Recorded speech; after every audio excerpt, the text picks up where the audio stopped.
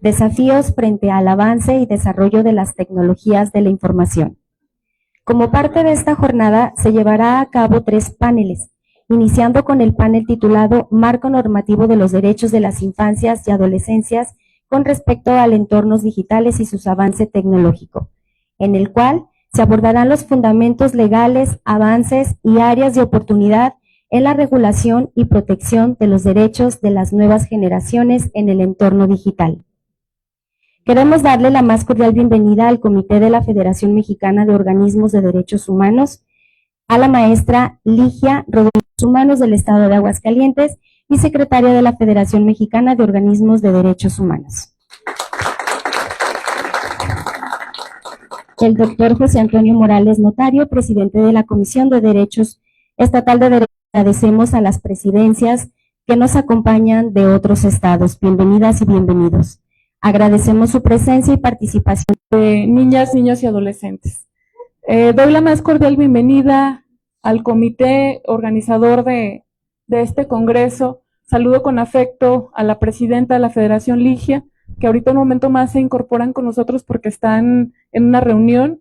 También quiero saludar con afecto a la presidenta de Aguascalientes, mi amiga Jessie. Gracias, Jessie, y a todo tu equipo por habernos apoyado para que este congreso pudiera realizarse.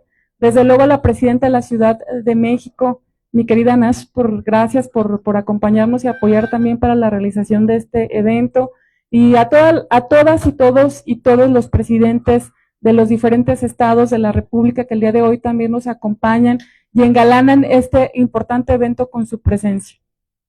También quiero dar un cordial saludo a las ponentes del día de hoy, Rebeca Domínguez Cortina, quien nos hablará de temas muy importantes como es el marco normativo de los derechos de las infancias y adolescencias con respeto a los entornos digitales y su avance tecnológico. Muchísimas gracias por acompañarnos el día de hoy y por compartirnos tus conocimientos.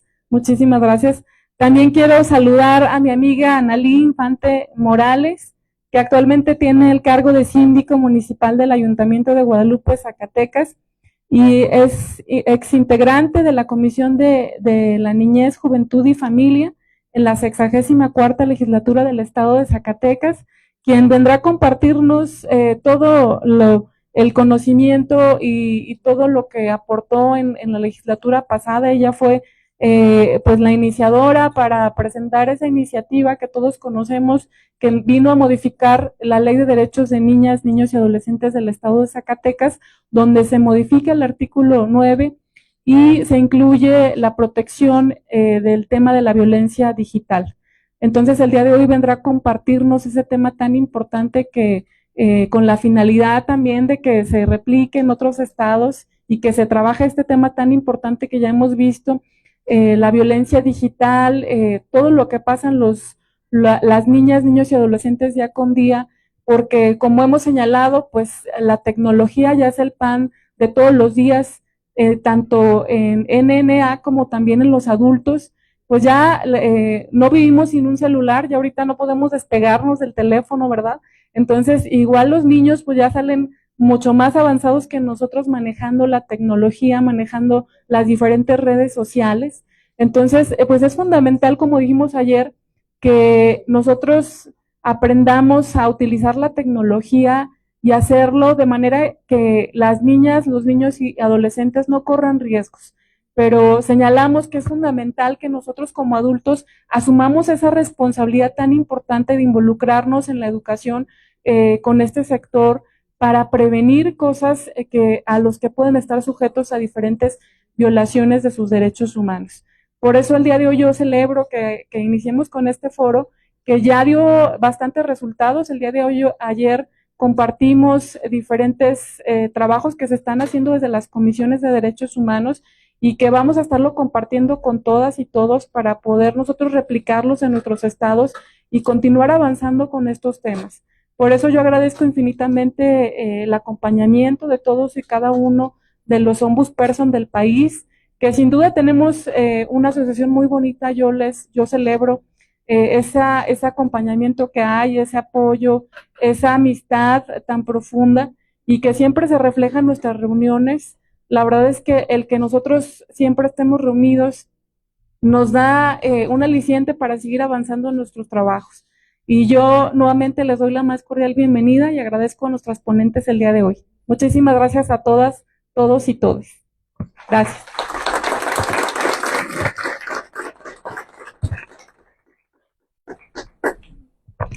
Antes de presentar a nuestras ponentes, me voy a permitir recordar el formato de este panel. Cada uno de nuestras disertantes contará con 20 minutos para su exposición. Al concluir las presentaciones, se abrirá un espacio para preguntas y respuestas. Quienes deseen participar deberán escribir su pregunta en el formato proporcionado durante el registro de la entrega. Se la entregará, al personal de la Comisión de Derechos Humanos del Estado de Zacatecas, quien me las hará llegar para que pueda formularla directamente a las panelistas. Dicho lo anterior, procedo a dar lectura a la reseña curricular de la doctora Rebeca Domínguez Cortina, académica y especialista de la Universidad Autónoma de la Ciudad de México, profesora investigadora de tiempo completo en la licenciatura en Comunicación y Cultura y en el posgrado en Estudios de la Ciudad, licenciada en Ciencias de la Comunicación de la Universidad Nacional Autónoma de México, maestra en Comunicación de la misma universidad y doctora en Comunicación de la Universidad Iberoamericana Ciudad de México, co-coordinadora del Grupo de Investigación en Teorías y Metodologías de la Investigación en Comunicación de la Asociación Mexicana de Investigadores de la Comunicación. Adelante, doctora, por favor.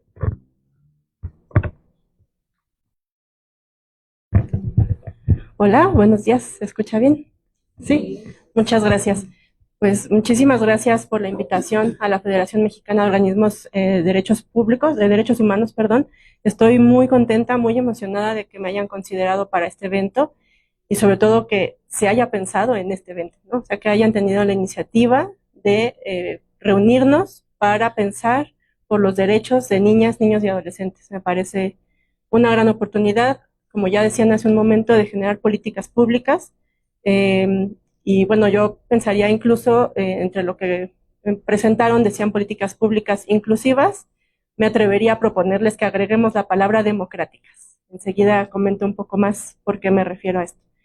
Muchas gracias a Analí Infante, me encanta estar compartiendo la mesa, es un honor compartir con alguien que pues estuvo detrás de esta iniciativa de ley. Entonces, pues muchísimas gracias. Muchas gracias también a la Comisión de Derechos Humanos de la Ciudad de México, quienes fueron quienes me contactaron para poder estar en este evento, y evidentemente a la Comisión de Derechos Humanos de Zacatecas también.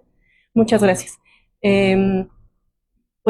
Como les decía, y tal vez me gustaría hacer un pequeño paréntesis, ya escucharon mi reseña, soy reincidente, comunicación.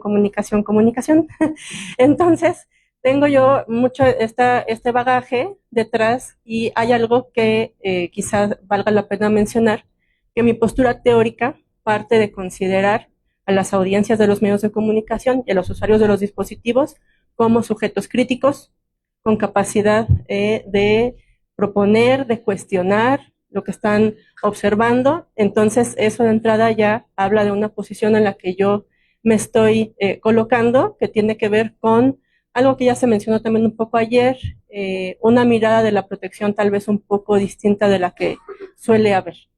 Entonces, por favor, muchas gracias. El día de hoy quisiera compartirles algunas reflexiones sobre los retos en la regulación de los entornos digitales. Voy a poner. Y pues precisamente vamos a ver cómo hay tensiones entre la idea que tenemos del interés superior de la niñez y la agencia infantil, ¿no? Pero bueno, esto no sucede nada más, por favor, en la legislación, ¿no? Es algo que está sí en los marcos jurídicos, en las políticas públicas, en las prácticas educativas en las escuelas, en la crianza en las familias, va atravesando el sentido común. Y pues sí, hay que ser críticos, pero también, pues de alguna forma hay que ser comprensivos de dónde viene esto. Es que es muy complicado, ¿no? Yo creo que cuando estamos acompañando a niñas y niños, ya sean nuestros hijos, estudiantes, cualquier modalidad, tenemos esa disyuntiva. ¿Cuántas veces nos hemos preguntado, ¿le quito el celular o se lo dejo? ¿Que vea esto o que no lo vea? Entonces es algo que está presente, pero hay que tomar conciencia y ver cómo lo abordamos. Entonces, en esta ocasión, lo que me gustaría comentar es una evaluación crítica del marco jurídico, pero sobre todo me inclinaría a pensar en las estrategias, en los programas que han derivado de este marco jurídico. Porque si bien en ocasiones estas regulaciones sirven también, como lo mencionaban ayer, que hay que también cuidar mucho eso de la parte punitiva, pero se transforman en estrategias de acción tangibles. Entonces quisiera también hacer alguna mención al respecto. Y bueno, pues como ya hemos platicado en estos días, ¿no? Que solo Zacatecas ha integrado el interés superior de la niñez en las regulaciones sobre lo digital y además esta iniciativa que ya se ha mencionado mucho. Entonces, pues eso también es relevante de reconocer. Y también, como platicaba, pues reconocer la agencia de niñas, niños y adolescentes, promover su participación activa, el papel clave de las escuelas y las familias, y también algo que me parece que se mencionó un poco ayer y que me gustaría resaltar, que la brecha digital no es nada más vamos a lograr conectividad, ¿no? Sino un uso crítico de las tecnologías. Entonces ahí también viene otra gran tensión porque estamos buscando que todos tengamos acceso a Internet, pero luego tienen otros desafíos de los cuales también hablaré. Y también, pues, reflexionar sobre las estrategias para fomentar la participación infantil en la protección de riesgos, porque entonces parece muchas veces que es un adulto va a proteger al niño, pero niño, niña, adolescente también tiene la capacidad de autocuidarse. Lo puede hacer y muchas veces saben cómo hacerlo. Entonces, hay que reconocer eso, por favor. Entonces, les decía yo, esta protección que se observa en tensión con la agencia, tenemos algunas regulaciones, incluso recientes, ¿no? Que me parece que no se trataron ayer, pero que también hay que poner mucha atención ahí, porque sí tenemos, por ejemplo, en la Ley Federal de Telecomunicaciones y Radiodifusión, algunos aspectos para lograr entornos digitales seguros, para tener protección ante publicidad o contenidos que pueden ser inadecuados, pero también tenemos la reciente reforma, ¿no? Las reformas constitucionales y legales en telecomunicaciones y protección de datos, que eso hay que poner mucha atención, ¿no? En la defensa de los derechos humanos, porque hay algunos aspectos que pueden ser delicados en cuanto a la solicitud a las compañías de telefonía móvil de proporcionar nuestros datos, incluso la legislación, y que hay entidades involucradas ahí que no se termina de quedar muy claro y que si ya se va, por ejemplo, el INAI ya se desaparece, que si no se desaparece, hay una discusión a partir de una palabra acerca de el plazo, o que si es el plazo, que si es durante la emisión, ¿no? De esta ley, que si ya se desaparece, en fin. Entonces, todo esto hay que controlarlo, no controlarlo, perdón, hay que revisarlo. Y a mí algo que me encanta de nuestros colegas abogados que se dedican al derecho en sus distintas modalidades o en la legislación, es el uso del lenguaje, ¿no? O sea, yo admiro mucho eso, como son tan precisos para expresar, ¿no? Las palabras, porque con una sola palabra nos puede cambiar el párrafo de la ley y la aplicación de la ley. Entonces, yo invitaría a que seamos muy cuidadosos en el momento de las legislaciones, en el momento del diseño de los programas, qué palabras utilizamos, porque a veces, como digo, uno solo vocablo puede cambiar todo. Entonces, también me gustaría mencionar algunas cifras que nos hablan acerca de por qué es tan importante promover la participación de niñas, niños y adolescentes en su autocuidado y también en la deliberación sobre las regulaciones. Porque tenemos algunas cifras que nos hablan de la falta de acceso a la salud, ¿no? Cómo se está violentando un derecho, de la falta del acceso a la educación, por ejemplo, entre niñas, niños y adolescentes que no viven con ninguno de sus padres. O sea, prácticamente la cuarta parte no va a la escuela. Entonces tenemos unos contrastes en donde vemos hogares con internet, ¿no? ¿Cuántos niños tienen acceso? Y qué redes utilizan, YouTube, TikTok, pero luego también tenemos muchos otros que no. O, como decíamos al principio, que tal vez falta un acompañamiento para concretar un uso crítico de estas redes. Y algo también que me gustaría comentarles que me llama la atención. Ustedes pueden ver las edades en las que se recuperan estos datos, ¿no? Y bueno, como académica y he hecho trabajo de campo con niñas y niños y adolescentes, en ocasiones se considera, incluso entre mis colegas académicos, que con niños menores de esas edades no se puede recuperar información, que porque si uno le aplica una encuesta o si le aplica una entrevista no nos van a responder o no nos van a entender. Y entonces, pues habría que hacer también investigación de qué pasa con los niños de otras edades. Obviamente yo comprendo, ¿no? Que un bebé de 6 meses no nos va a responder. Ahí tenemos que tener contacto con sus tutores, ¿no? Quien sea. Pero sí valdría la pena hacer un trabajo de recuperación de información con edades más bajas. Entonces también, pues algo que sucede mucho es que tanto en la legislación como en los programas públicos se pueden observar nociones contradictorias de la niñez. O sea, en una misma ley, en un mismo programa, podemos encontrar que a veces se le concibe al niño, niña, adolescente como vulnerable, a veces se le reconoce como agente, a veces se le reconoce como corresponsable, pero lamentablemente cuando se les reconoce como corresponsables en muchas ocasiones es cuando están vinculados a procesos judiciales. Entonces, cuando están generando un conflicto social, entonces ahí sí son corresponsables. Entonces, también hay que poner mucha atención en eso, porque como les digo, a veces en un mismo cuerpo normativo se pueden observar estas nociones y entonces, y saben lo que decía, llega hasta el sentido común. Entonces, cuando uno platica con niñas, niños y adolescentes, incluso ellos mismos entran en contradicción. Soy vulnerable, estoy en proceso de desarrollo, aún no soy persona porque no soy adulto, ¿no? Estoy como en pausa, como una etapa en pausa, y que de repente tengo 17 años y mañana tengo 18 y emerge mi agencia, mi vida adulta. Entonces, también hay que hacer todo un trabajo a lo largo de toda su vida. Entonces, como decía, esto va oscilando entre la protección absoluta o un reconocimiento limitado de su autonomía. Evidentemente hay ambivalencia en las políticas públicas, y si nosotros vamos incluyéndolos en las regulaciones, también se fortalecen sus derechos, y esto nos ayudaría, como decía, a tener políticas más justas, más realistas, y decía yo hace rato la palabra democráticas, porque no es nada más ser inclusivos, no es decir, esta política pública debe ir a niñas, niños y adolescentes, y con todos estos perfiles, como decían ayer, migrantes, con neurodivergencia, en fin, a mujeres, a pueblos originales. Tampoco se menciona mucho, pero poblaciones afrodescendientes que tenemos en nuestro país. Entonces, eso a lo mejor puede ser inclusivo, pero democrático es cuando consideramos sus opiniones, sus perspectivas en esas reformas o en esos programas. Por favor. Entonces, nada más brevemente, ¿no? Para que podamos tener el contexto de qué estoy entendiendo por agencia infantil. La agencia en general estoy entendiendo como la capacidad de los sujetos de transformar su entorno, de ser críticos, de identificar los conflictos en su comunidad y poder transformar. Entonces, ese trabajo que estoy compartiendo, estas ideas, y yo creo que mucho de lo que se platicó ayer, parte también de reconocer la agencia.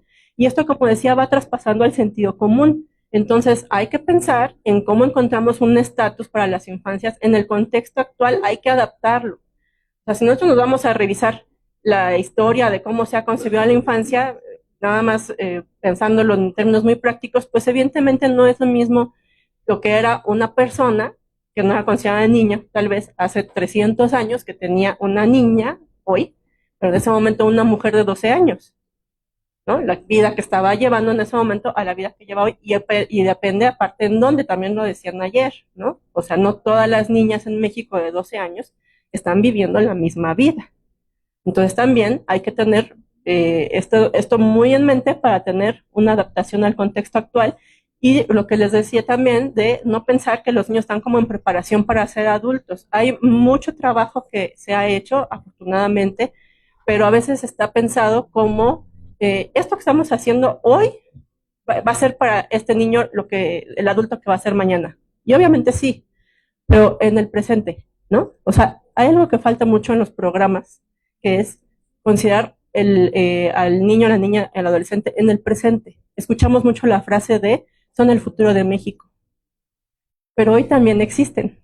Entonces no es nada más trabajar hacia adelante, sino hoy, ¿no? ¿Qué está pasando hoy? Evitar el trato desde la supremacía adulta, ¿no? Y entonces, como decíamos, pues recuperar sus experiencias desde su propia voz, no lo que nosotros como adultos creemos porque mi hijo hace esto, entonces yo creo que los niños necesitan esto. O cuando yo era niña, yo tuve esta experiencia y creo que hoy un niño necesita esto. Entonces creo eso es complicado de abordarlo de esta manera. Entonces, como decía, vamos a revisar este marco jurídico y las estrategias, y vemos, por ejemplo, aquí que el interés superior de la niñez pues es un principio rector, ¿no? Que está en estos dos marcos normativos y en el PRONAPINA, que es la estrategia, perdón, el programa para la protección de niñas, niños y adolescentes, que estaba en el sexenio anterior, está hasta 2024, pero por eso este evento es tan afortunado, porque ojalá, a mí me gustaría mucho y yo confío en que sí, que sea un foro para que llegue al nuevo programa, que no sé si se va a seguir llamando igual o como se vaya a llamar, pero a las nuevas estrategias, ¿no? A la estrategia digital, a todas las estrategias que vayan a surgir en este momento, que yo me imagino que ya pronto tendremos, ¿no? Estos programas, pues que se hagan todas las adaptaciones, ya sea para consolidar, concretar o avanzar, ¿no? Los avances que ya tenemos. Vemos también, pues, estos derechos que a veces también se nos olvida, pero por ahí algo de lo que estuve escuchando, no quiero hacer spoiler, pero el siguiente panel que vamos a escuchar, cómo niñas, niños y adolescentes hablan con mucha claridad de mi libertad de expresión, mi libertad en el acceso a la información. Entonces, cuando nosotros empezamos a regular de manera prohibitiva, podemos no estarnos dando cuenta que estamos limitando esto. Entonces, ahí es donde viene la atención. ¿Cómo hacemos para lograr que sí haya protección para esta población sin que entonces se violenten sus derechos? Y algo muy importante también es que en el PRONAPINA no se dice como tal la palabra agentes, pero sí se dice que es necesario reconocer a esta población como sujetos de derecho propio. Y que hay que cuidar que este derecho no sea tutelado. Porque ya si nos vamos a perspectivas teóricas, que es la perspectiva liberal, nos habla de esto, ¿no? Hay que garantizar los derechos, pero para los niños están tutelados por los adultos. Y a nivel internacional, pues claro que tenemos la Convención de los Derechos del Niño y algo muy importante también, las observaciones generales del Comité de los Derechos del Niño, y vemos también cómo los principios rectores, pues incluso tenemos la no discriminación, que eso también habría que preguntarnos, si yo le prohíbo a un niño que no tenga su celular, ¿estamos cayendo también en alguna práctica de discriminación? ¿No? Hay que cuestionarnos. Y también vemos cómo hay observaciones generales, por ejemplo, desde 2005, por eso les mencionaba la palabra agencia, el Comité de los Derechos del Niño instó a los países miembros a reconocerlos como agentes, incluso a los niños menores de 5 años en la primera infancia. La Estrategia Nacional de Primera Infancia, que acaba de terminar el sexenio anterior, no los reconoce como agentes. Entonces también en el 2009 ya se instó a que sean escuchados y que su opinión sea tomada en cuenta, pero en los presupuestos públicos, porque hay algo que sí se toma en cuenta y es que sean escuchados en los procesos judiciales, por ejemplo, cuando están involucrados en algún proceso de este tipo, pero no es nada más ahí, no es nada más cuando están vinculados con alguna práctica delictiva, ¿no? O sea, es en otros momentos como en los presupuestos públicos. Y también en la observación general número 25, que la vamos a considerar como un estándar, ya se habla de insta a los países a legislar sobre las tecnologías digitales, pero de tal manera que contribuyan a que se potencie su derecho a la participación. O sea, no es nada más México, tienes que legislar sobre el entorno digital, sino que eso sirva para que niñas y niños ejerzan sus derechos. Por favor. Entonces, si vamos viendo una comparativa entre el estándar que estamos considerando con la observación general número 25 y el marco normativo y los programas que tenemos en México, podemos ver que, por ejemplo, el interés superior, la participación, ¿no? Están reconocidos, la autonomía progresiva, que también es muy importante, porque si legislamos para todos los niños igual, para todos los contextos y para todas las edades, vamos a tener también ahí un problema. Entonces hay que reconocer que va habiendo también una evolución en la capacidad crítica de niñas y niños. Y la Estrategia Digital Nacional, por ejemplo, no habla de las infancias. En la Ley Federal de Datos, de Protección de Datos, las recientes reformas, tanto la de personales como la que está en posesión de particulares, sí se habla, pero ¿saben qué pasa? Que como que se menciona, o se dice, hay que ser inclusivo. ¿Qué significa poner en la Estrategia Digital Nacional que tiene que ser inclusiva? ¿Cómo se traduce eso? ¿Cómo se operacionaliza? Entonces sí es muy importante que entonces a lo mejor desde la legislación, como decía hace un momento, ¿no? Que me encanta cómo se cuida mucho el lenguaje, pues entonces que desde ahí vengan la palabra para que sea obligatorio que en la estrategia se incluya. Por ejemplo, la alfabetización digital, pues está sugerida en el PRONAPINA, La agencia y la representación, pues como decía también, no reconocida formalmente, está aludida, pero insisto que el Comité de los Derechos del Niño haya hecho un llamado al respecto, y no es casual, nada más, no es decir, pónganle la palabra agente, ¿no? Sino que esto nos lleva a reconocer su autonomía, por favor. Entonces, bueno, también, adelante, gracias. Para no, o sea, yo sé, ¿no? Y también lo decía ayer Fernando Carrera, quieren que les hable de los riesgos, vamos a hablar de los riesgos, ¿no? Decía, sí, yo sé, o sea, no podemos ser ingenuos y decir, vamos a legislar para que niñas y niños se autorregulen, que también les comparto en las investigaciones que hemos realizado, hemos encontrado que tienen capacidad de autorregulación de sus propias prácticas. Es decir, yo ya sé que esto no lo voy a ver porque después me siento mal, ¿no? Me siento mal conmigo, me genera estrés, entonces ¿para qué lo veo? ¿No? Entonces tienen la capacidad de autorregularse, pero sí sabemos que hay riesgos. Entonces, la OECD ha reconocido estos riesgos, los ha tipificado como las CES, contenido, contacto, contrato, conducta, que ayer también ya hablaron bastante de eso, pero no quisiera ahondar porque aparte no es el motivo de la ponencia, pero sí tener el referente. Pero además de estos riesgos están otros desafíos como lo que les decía de los límites en la legislación y las nociones que tenemos de niñas, niños y adolescentes. Ahí nos va limitando mucho eso. Otro desafío en este momento al legislar es fijar responsabilidades. ¿A quién responsabilizamos de algo que pasó en Internet? A veces es muy complicado, ¿no? Hacer toda esta investigación y sí requiere que haya mucho trabajo de reflexión para la legislación. También, pues, ya sabemos, acciones no alineadas con la democracia y los derechos humanos, como la información falsa, el control, la censura, la discriminación. Pero también esto es muy importante. O sea, cuando estamos pensando en la legislación, yo lo que invitaría a la reflexión no es nada más cómo los protegemos, ¿no? Sino cómo logramos que estos datos que van circulando no terminen a lo mejor en 20 años en un análisis con inteligencia artificial que se le discrimine a un joven para no entrar a una universidad por algo que está en la red circulando de la historia de esta persona.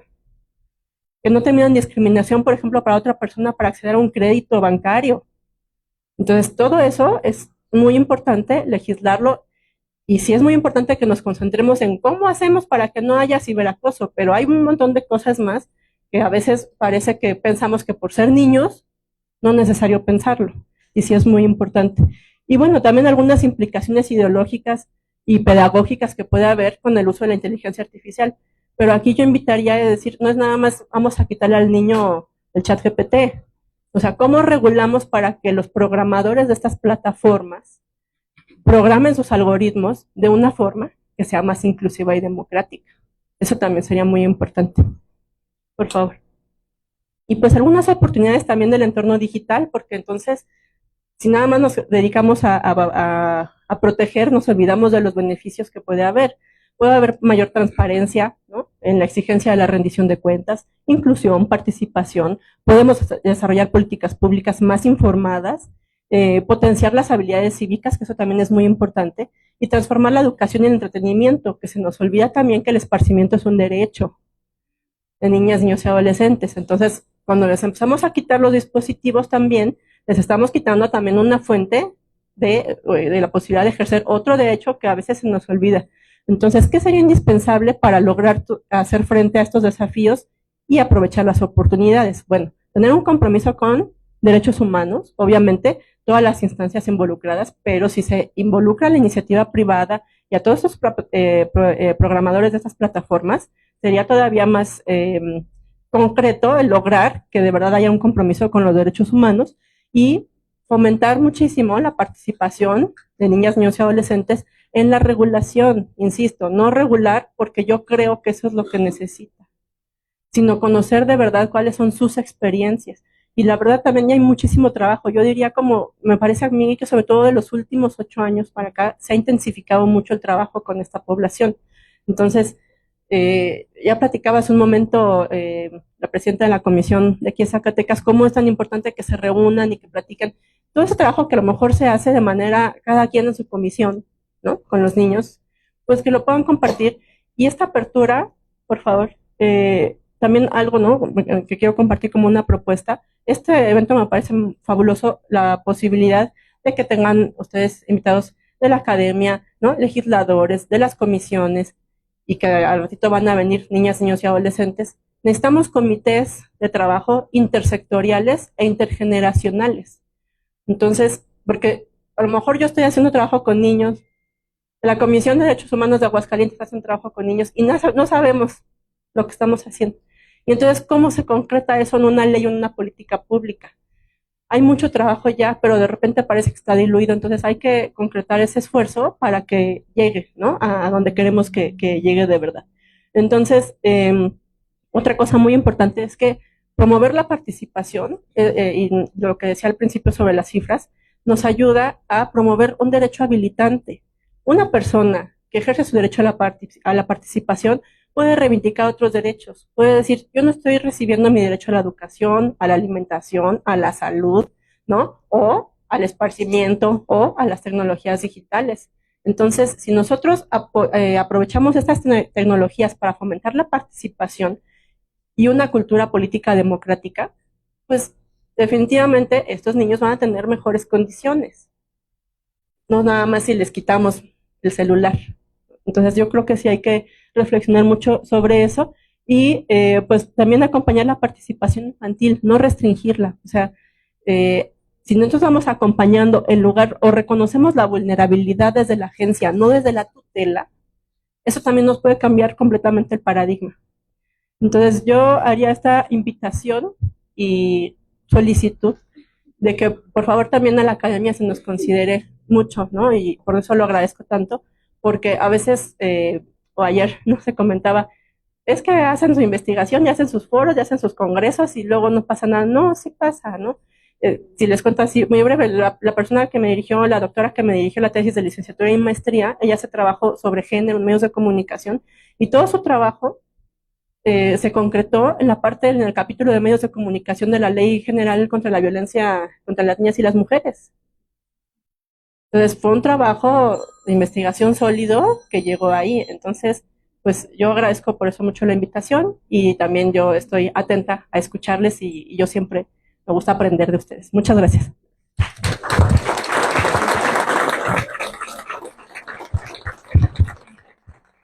Agradecemos a la doctora Rebeca Domínguez Cortinas por sus valiosas aportaciones. Antes de continuar, queremos agradecer la presencia de la maestra Marilena Ortega Cortés. Ella es integrante de la Red Plural de Mujeres de la Coordinación Feminista Olimpia de Gouche e integrante del colectivo Hijas e Hijas de la Luna. Bienvenida y gracias por estar presente. A continuación, damos paso a nuestra siguiente ponente. Le damos la bienvenida a la licenciada Analí Infante Morales. Ella es síndica municipal del Ayuntamiento de Guadalupe, Zacatecas. Dentro de su semblanza es licenciada en Derecho, egresada de la Universidad Autónoma de Zacatecas. Se ha desempeñado en diversas áreas del servicio público, así como auxiliar de la Notaría Pública número 9 y abogada litigante.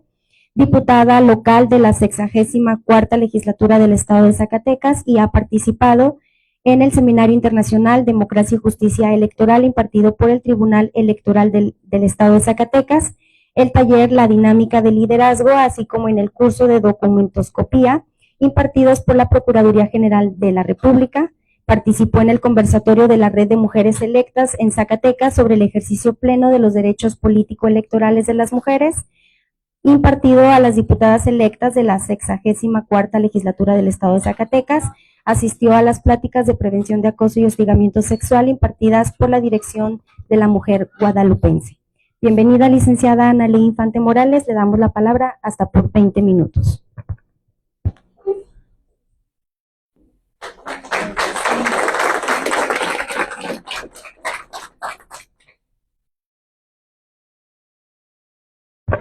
Muchas gracias y muy buenos días a todas las distinguidas autoridades, honorables funcionarios y funcionarias públicas, representantes de organizaciones de la sociedad civil, académicas y académicos, profesionales del ámbito tecnológico y de protección de derechos.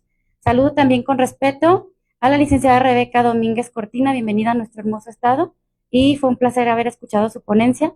En lo particular he aprendido mucho de sus comentarios. Agradezco también la oportunidad de compartir con ustedes mi experiencia alrededor de una reforma que considero fundamental para el presente, el futuro de nuestras niñas, niños y adolescentes de Zacatecas. Bueno, como ya lo habían comentado, actualmente me desempeño como síndica municipal y fui integrante de la 64ª legislatura del estado de Zacatecas. En abril del año 2023, siendo diputada local, presenté ante la 64 legislatura del estado una propuesta para reformar la Ley de Derechos de Niñas, Niños y Adolescentes del estado de Zacatecas.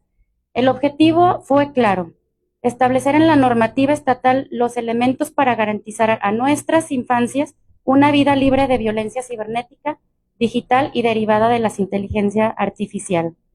Se trataba de una adecuación urgente y necesaria. Sabemos que las violencias digitales son reales y están en aumento, pero no estaban reconocidas explícitamente en nuestra legislación local. Es decir, la ley se encontraba muy rezagada en ese tema. La reforma consistió en la adición del inciso C a la fracción tercera del artículo 9 de dicha ley. Con esta modificación se reconoció de manera explícita el derecho de niñas, niños y adolescentes a vivir libres de violencia cibernética, digital y de todas aquellas formas que puedan derivarse del uso de tecnologías emergentes como la inteligencia artificial. Gracias al respaldo de mis compañeros diputados, la iniciativa fue aprobada en noviembre del año 2023 y entró en vigor el 1 de marzo del 2024. Con ello, Zacatecas dio un paso firme hacia la protección de los derechos de las niñas en el entorno digital. Asimismo, en abril pasado, la Suprema Corte de Justicia de la Nación, por unanimidad, validó esta reforma tras una acción de inconstitucionalidad que planteaba la invalidez de dicho artículo por no tener una definición clara de la inteligencia artificial. Al respecto, los ministros destacaron que la ley representa un avance al anticiparse a amenazas tecnológicas emergentes y consideraron que la inteligencia artificial efectivamente representa un riesgo grave y potencialmente duradero para el bienestar de los menores. Como ciudadana y como madre de 2 menores de edad, conozco en primera persona la problemática y preocupación que tenemos los padres y madres de familia ante el aumento real de las violencias digitales a las que están expuestas nuestras infancias y adolescencias. A raíz de la pandemia, nuestras niñas, niños y adolescentes incrementaron sus hábitos para consumo de Internet y contenido digital, tanto por motivos académicos como por motivos sociales, para mantener contacto con amigos y familiares, aumentando su exposición a los riesgos de las violencias digitales. En este punto a mí me gustaría comentar que si bien sí es importante legislar para controlar, sancionar, también es importante que nosotros como padres de familia, que estamos temerosos ante estas nuevas eras digitales, aprendamos a convivir y que, como lo comentaban ayer en el evento inaugural, no se convierta en una batalla en el núcleo familiar. Pero sí, yo pienso que estar legislando ahorita, en esto es un paso pequeño, pero podemos avanzar para también nosotros como padres de familia, como adultos, educarnos a lo que nos estamos enfrentando. Porque sí, es cierto, en lo personal, ya los niños exigen su privacidad, sus derechos, pero ¿hasta qué punto es permisible, es sano para los niños que nosotros les demos esa apertura, esa confianza, pues? De manera que el entorno en línea se convirtió en una extensión natural de la vida cotidiana en nuestras hijas e hijos, desde la educación hasta el entretenimiento. El Internet forma parte esencial de su desarrollo, pero también expone a los menores a peligros como el ciberacoso, el grooming, el acceso a contenido nocivo o a la explotación a través de redes y plataformas digitales. Con una sola palabra o una sola letra que ellos tecleen mal, los puede dirigir a esos contenidos nocivos que en un principio ellos no estaban buscando. La protección legal no solo puede ofrecer herramientas a las autoridades para actuar, sino que también da certeza a las madres y padres de familia sobre los derechos de sus hijos e hijas. Les permite exigir a las plataformas, a las escuelas, a los gobiernos acciones concretas para garantizar un entorno digital más seguro. Además, reconoce que la violencia digital tiene un impacto real en la salud emocional, el rendimiento escolar y el autoestima de las niñas, niños y adolescentes. Una tecnología que pudiera ser utilizada como herramienta para su crecimiento escolar como información, también puede dañar seriamente el desarrollo integral de los niños. Y la prevención requiere que hagamos una combinación de educación, supervisión tecnológica y acompañamiento institucional. Como madre les repito, la existencia de una ley que visibiliza los múltiples tipos de violencia digital representa una herramienta indispensable para cuidar de nuestras hijas e hijos en un mundo donde los peligros ya no solo están en la calle, sino también en la pantalla. Esta problemática no figuraba en el marco normativo estatal. Esta iniciativa responde al vacío normativo que existía. Propusimos armonizar la legislación local con los marcos internacionales, reforzando así la protección integral de la niñez y adolescencia ante los desafíos tecnológicos de nuestros tiempos. Los datos que me confirmaron en aquel entonces la urgencia de actuar son los siguientes. En México, el 50% de las niñas, niños entre 6 y 11 años son usuarios de Internet. En el caso de los adolescentes de 12 a 17 años, entre el 80 y 94% usan Internet y hasta 1 de cada 4 ha vivido alguna forma de ciberacoso. En Zacatecas, más del 21% de la población mayor de 12 años ha sido víctima de violencia en línea. Además, el 43% de las víctimas no solo cuenta con estudios de nivel básico, es decir, que las violencias ocurren dentro y fuera del ambiente escolar. Todas estas tendencias se incrementaron durante los meses de confinamiento por la pandemia COVID-19, durante las cuales los menores pasaron más tiempo conectados a Internet, tanto por razones académicas como por razones sociales. En el 2020, durante el confinamiento de la pandemia, se reportó un incremento del 157% en los ciberdelitos contra menores y un alza del 73% en casos de pornografía infantil, según los datos de la Guardia Nacional. Y lo más alarmante, el 61% de las víctimas no conoce a su agresor o agresora, lo que hace aún más compleja la denuncia y la prevención. Estos datos eran una realidad que no se podían ignorar. Ahora bien, las violencias digitales identificadas por diversos organismos como la UNICEF y Save the Children han identificado los tipos de violencia más frecuentes a los que están expuestas nuestras niñas, niños y adolescentes. Entre ellos, el ciberacoso, el sexting sin consentimiento, la sextorsión,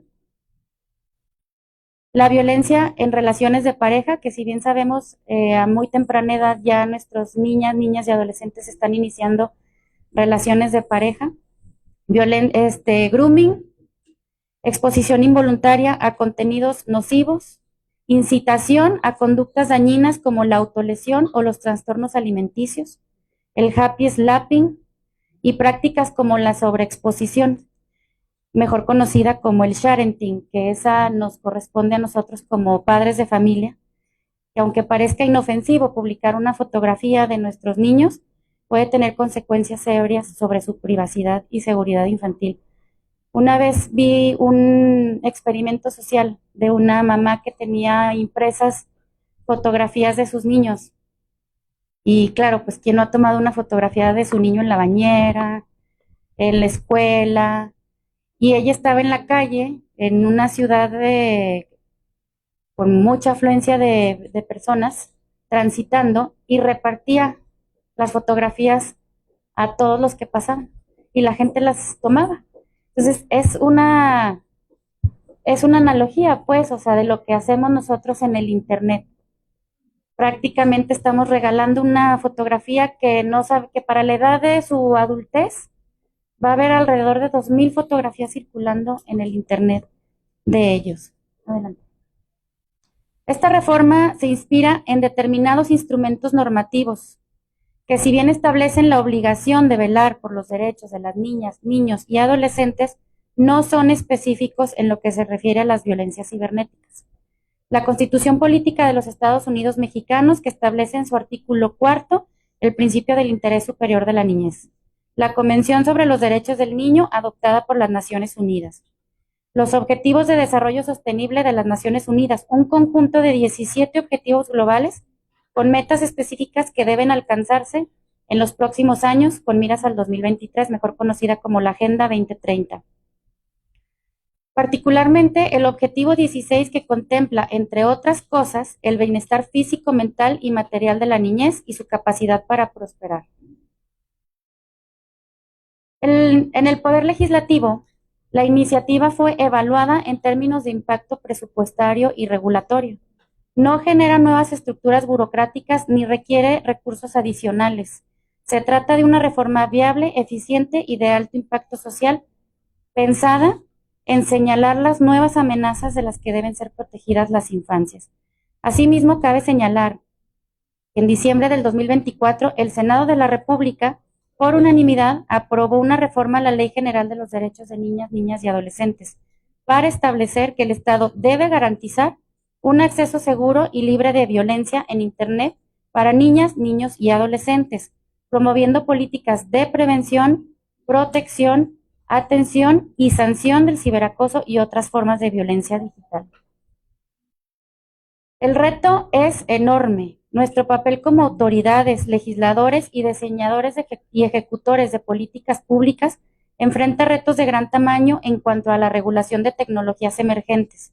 Para el momento en que logramos regular una tecnología, ya hay muchas más nuevas.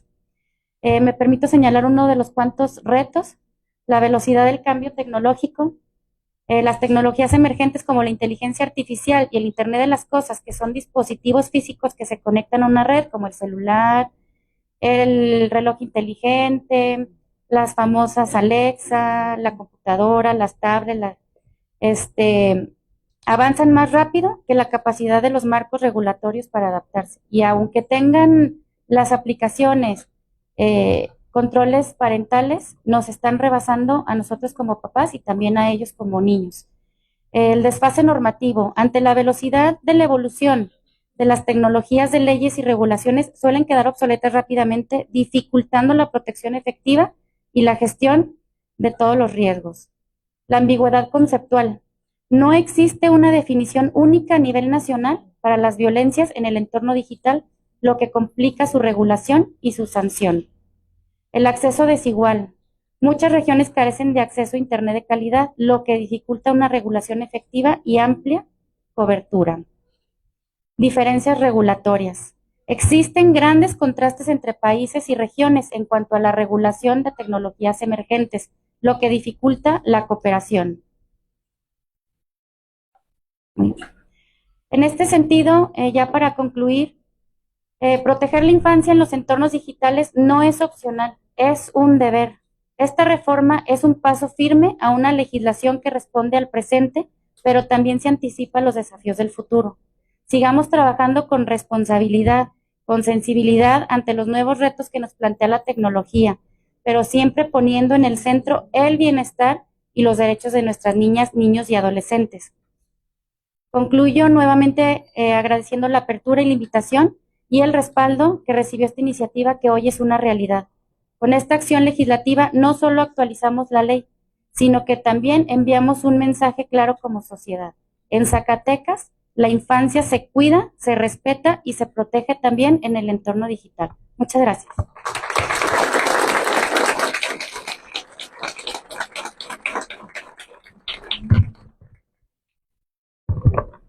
Muchas gracias, licenciada Anaí Infantes Morales, por su enriquecedora intervención. Agradecemos la participación de Ivonne Castro, del Instituto para la Atención de las Personas con Discapacidad, que el día de hoy nos está apoyando. Muchísimas gracias.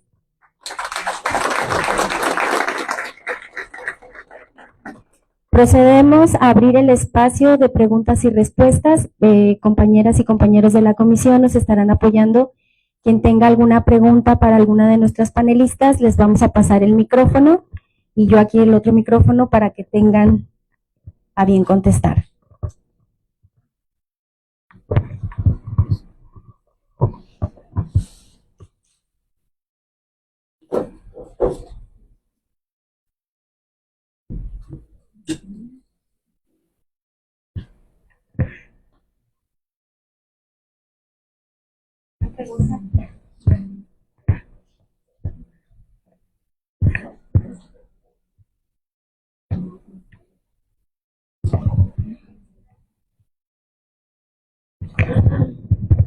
¿Qué tal? Buenos días.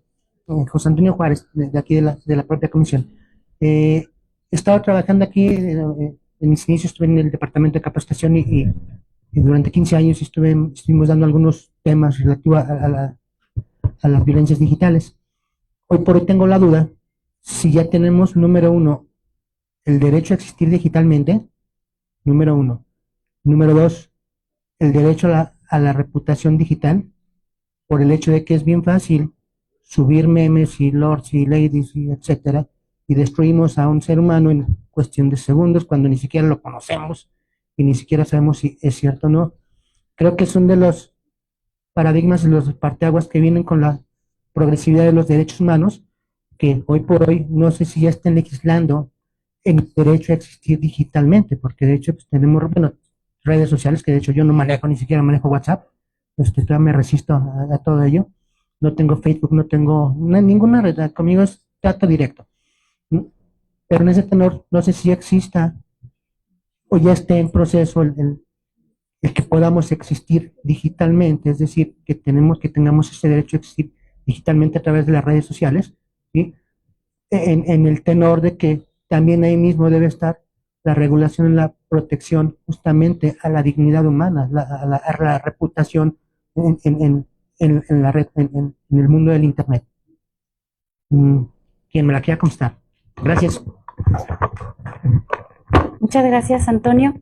Bueno, yo tengo conocimiento, ya tengo 2 años y medio que yo dejé de ser legisladora, pero tengo entendido que hay un concepto nuevo, que es el deepfake, que precisamente y que en Sonora me parece que ya se ha legislado el tema, pues, en relación a las figuras públicas, de difundirles, sí, pues, videos pasados, videos vergonzosos, que incluso precisamente, pues, ahora se mezclan ya con la inteligencia artificial.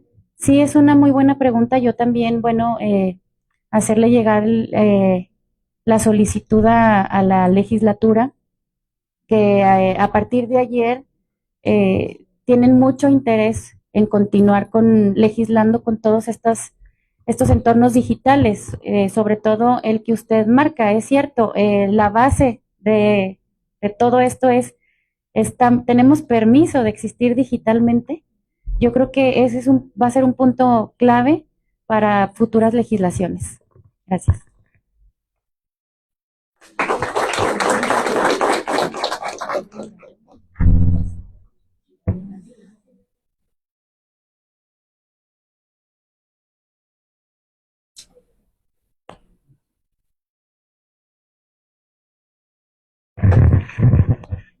Bueno, muy buenos días. Mi nombre es Alfredo Espina y trabajamos aquí en esta institución estatal. La pregunta, y bueno, para los que tenemos años en el servicio público, ¿en qué estamos fallando en relación a las colaboraciones existentes entre las diferentes instituciones?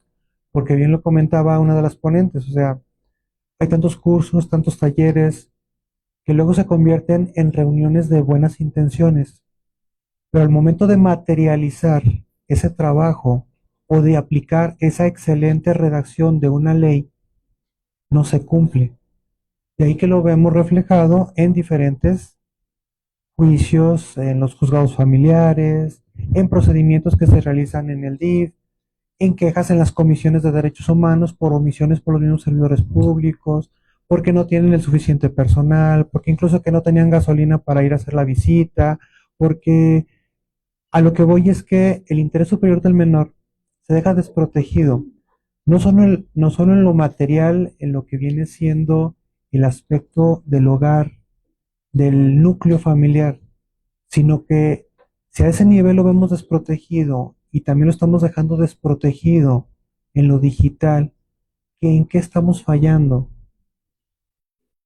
Mucha gente dice, bueno, es que son los gobiernos, que porque es del verde, es del azul, del amarillo, pero nosotros también como sociedad, ¿qué estamos haciendo dentro del hogar como padres de familia, como comunidad? ¿En qué estamos fallando? Porque es muy fácil actualmente decirle a un niño, ay, con tal de que no te esté requiriendo atención, porque eso es lo que requiere un niño, atención. Ay, tome el celular. Y le dan el celular y le mueve el niño con una facilidad, evidentemente, al tacto, ve inclusive contenidos que ni siquiera ya son aptos para su edad, con un alto índice de violencia. Entonces, estamos cambiando, sustituyendo que entonces un celular con esa tecnología esté educando a nuestros hijos porque no nos damos el tiempo como padres para darle la atención.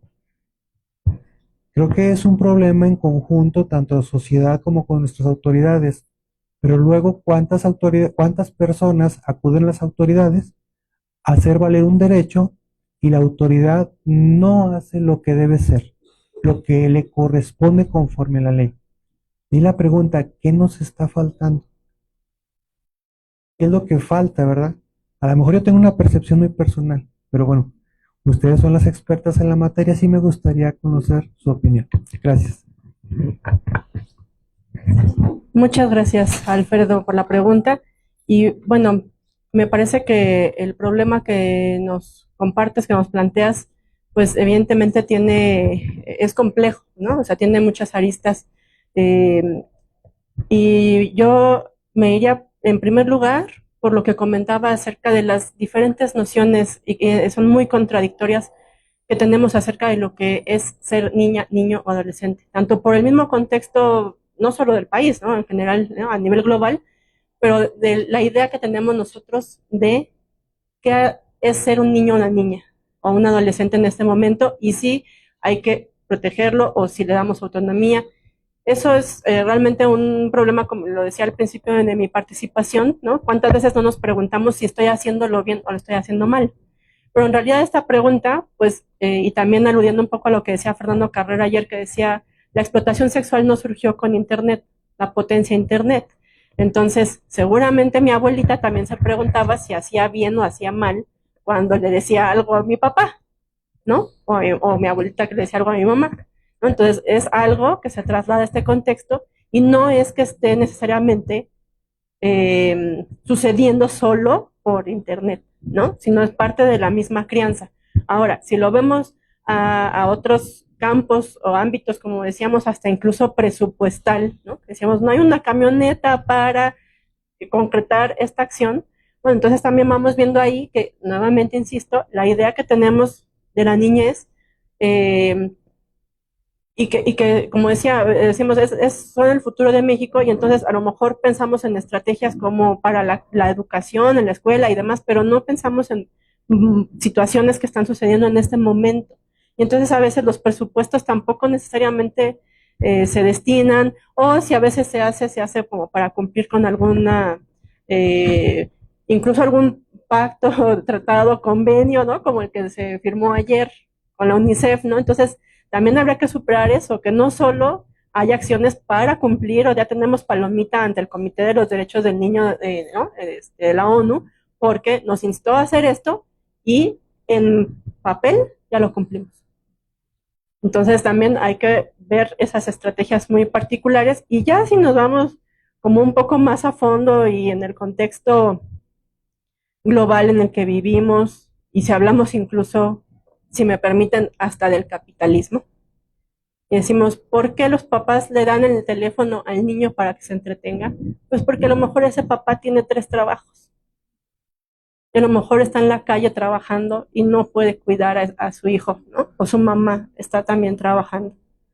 Entonces, si además pensamos en eso, entonces tendríamos que tener políticas integrales y de protección a los derechos también laborales, por ejemplo de las mamás. Entonces, me parece, por eso decía que esto es un problema complejo y habría que observar diferentes aristas para poderlo atender. Muchas gracias.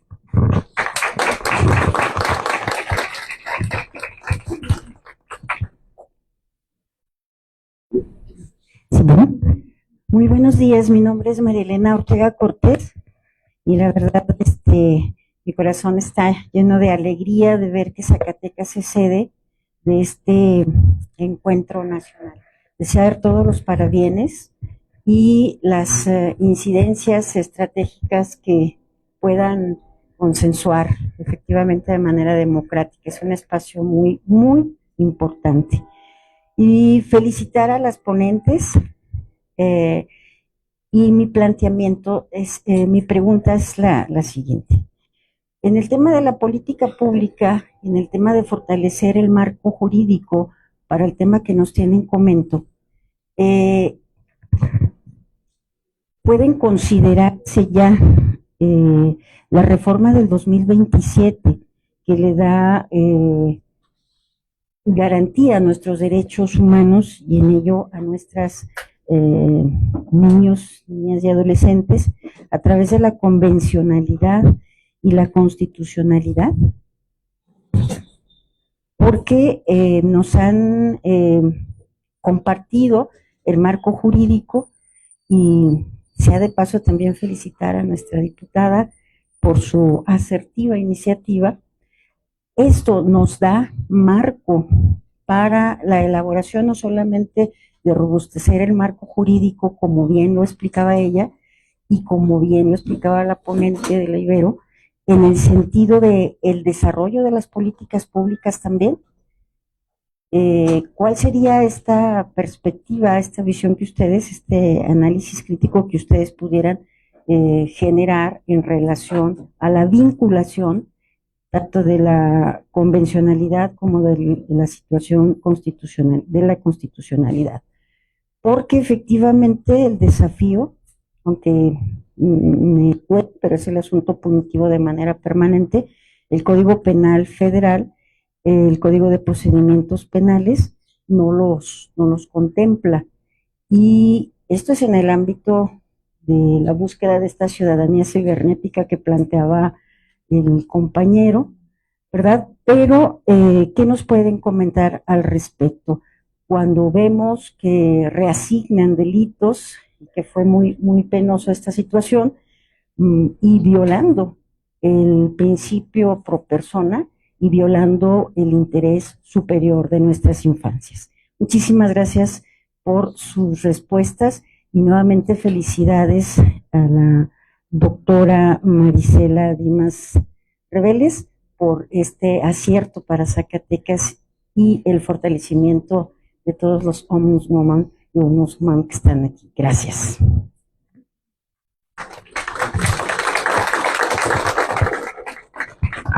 Sí, muchas gracias por su pregunta, María Elena. Un gusto saludarla. Bueno, sí, bien, ya lo hemos comentado la compañera y yo. Efectivamente, hay mucho por hacer. Muchas figuras jurídicas que señalar primeramente. Y efectivamente, sí urge reformar el Código Penal. Ya le corresponderá a los compañeros quienes tienen la facultad de hacerlo ahora en este momento, para que la vinculación del delito cibernético sea una realidad, porque efectivamente la iniciativa, como bien lo mencioné, se aprobó en el 2024, 1 de marzo de 2024, pero sí que no se deje en letra muerta, que no sea nada más motivo de un tema bonito, importante, pero sí acercarnos pues nosotros como padres y madres de familia pues a quienes tienen la facultad de presentar las iniciativas y de reformar para externarles todas nuestras preocupaciones. Yo pienso que este tema da para muchísimas raíces y vale la pena no quitar el dedo del renglón para poder llegar a la vinculación de estos delitos, y no solamente en el Código Penal, sino también en el familiar, en el civil, que va a afectar todo el entorno de nuestra vida. Muchas gracias.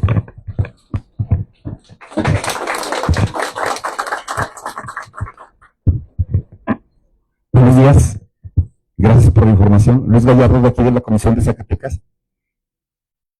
Una cuestión que quisiera fortalecer, que es algo muy importante. Estamos ante una situación donde todos los nacidos de 1990 hacia acá son los nativos tecnológicos.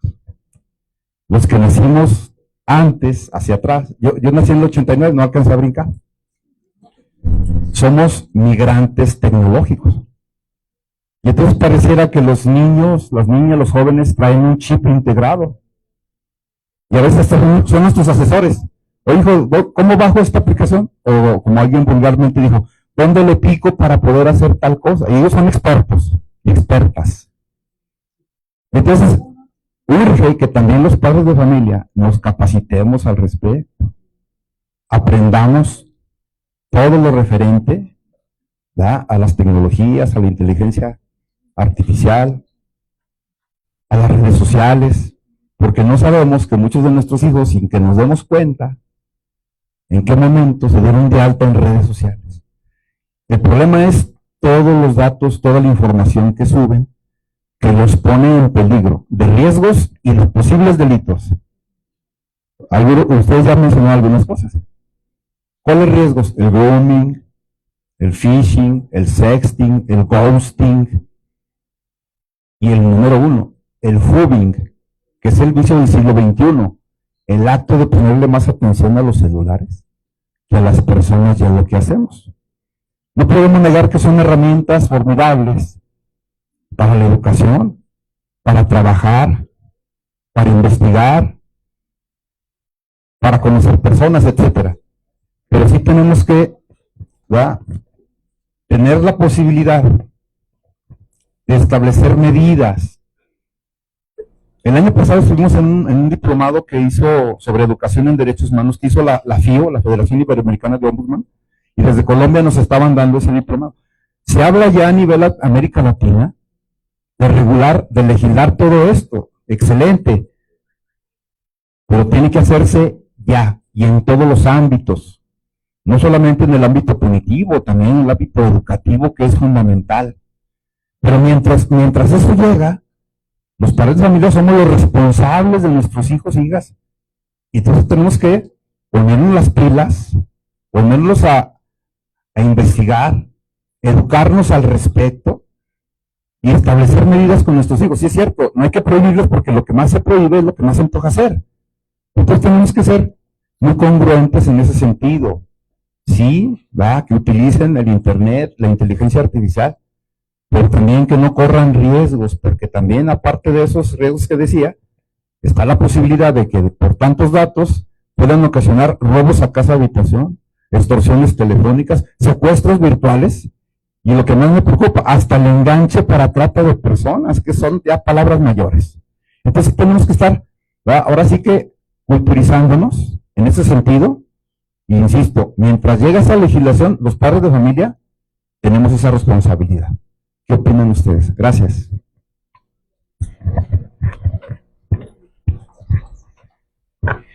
Hola Luis, muchas gracias también por la pregunta, el comentario. Pensaría que sería también muy importante, hay organizaciones de la sociedad civil como la Redim, Tejiendo Redes Infancia, que tienen ya muchos talleres armados para una crianza positiva. Como mencionaba hace un momento, a mí me parece que estas dudas que tenemos a veces de le doy o no le doy el celular, tienen que ver mucho con la crianza también. Entonces, a lo mejor si tenemos talleres, ¿no?, que puedan dar las mismas comisiones o alguna otra entidad, los mismos congresos, talleres sobre alfabetización digital, tanto para los niños, pero también para los papás, como bien dicen, porque si a lo mejor el niño tiene más conocimiento de cómo funciona el celular que el papá, pues puede haber ahí un desfase. Pero a lo mejor si combinamos esos talleres de alfabetización con crianza, o sea, que no sean como cosas separadas, entonces a lo mejor se puede hacer otro tipo de acompañamiento. Ahora, también invito un poquito también a pensar en esto que comentábamos acerca de que los riesgos están potenciados por Internet, pero no es que no existieran antes.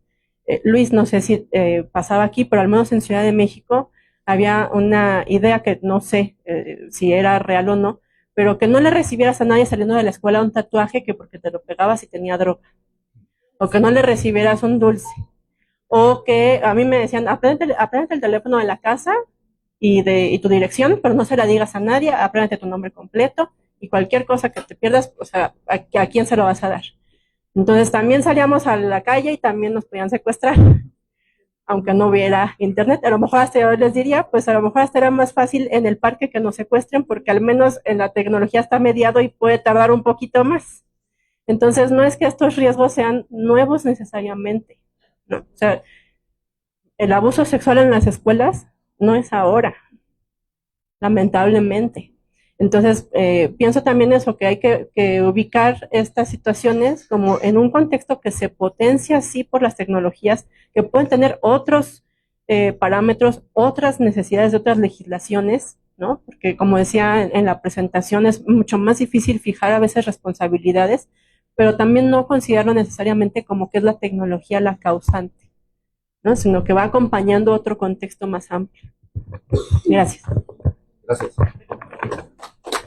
Bueno, sí, si me permiten abonar a los comentarios de mi compañera, sí, llegar al punto yo creo que es lo ideal como padres de familia, en el tema que ahorita que yo estoy empatizando mucho, pues, por el tema de que tengo una niña de 12 años, ya se imaginarán el tema que estamos viviendo en la casa, que el tema de la tecnología sea un vínculo, pues, entre familia, ¿no? O sea, ya se llega el momento, y yo lo digo con terror, que voy a darle el celular. O sea, ya me lo exige.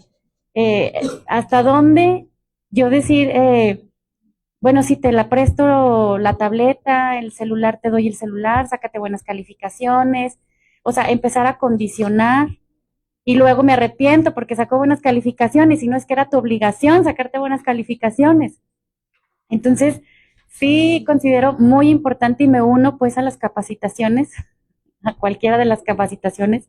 Yo estoy abierta a unirme si es un tema bien complejo, bien amplio, del cual los padres de familia no sabemos nada. Efectivamente, somos migrantes de la tecnología y tanto estamos aprendiendo a utilizar la tecnología como a vivirla con con nuestras hijas e hijos. Muchas gracias.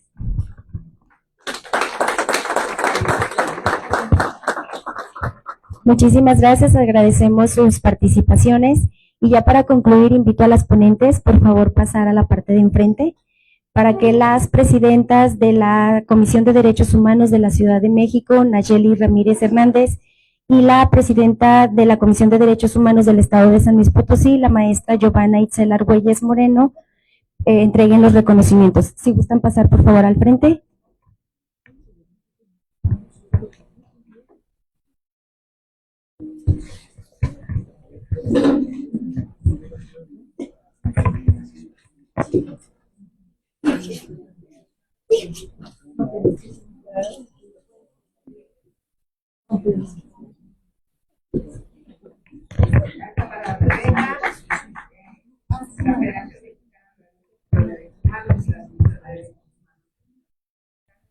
Me otorgan el presente reconocimiento a destacada participación como panelista en el marco normativo de los derechos de infancia a los estados mexicanos. En el marco de un Congreso Nacional desafíos de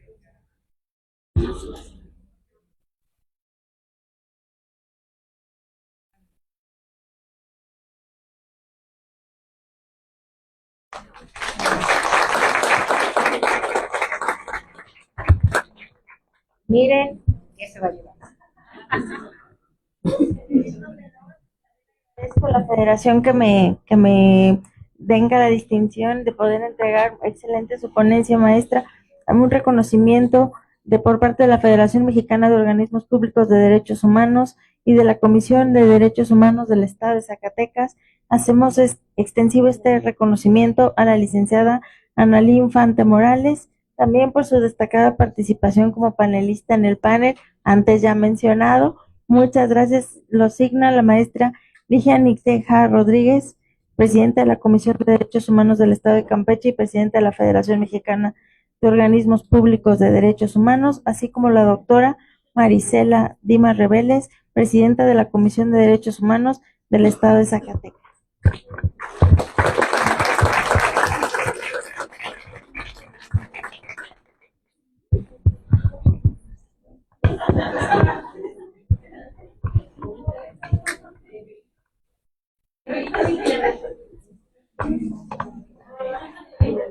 Muchísimas gracias por su participación. Concluimos este panel.